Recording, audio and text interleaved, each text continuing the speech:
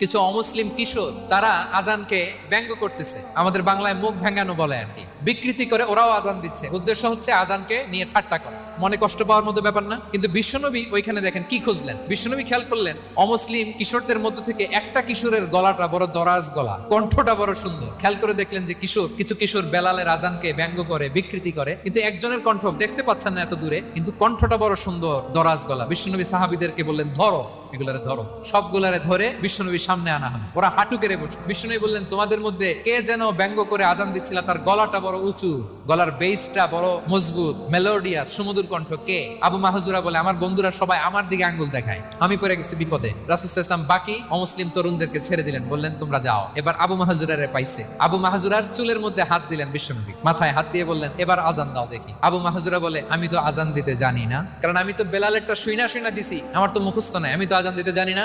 বিশ্বনবী বললেন জানো না?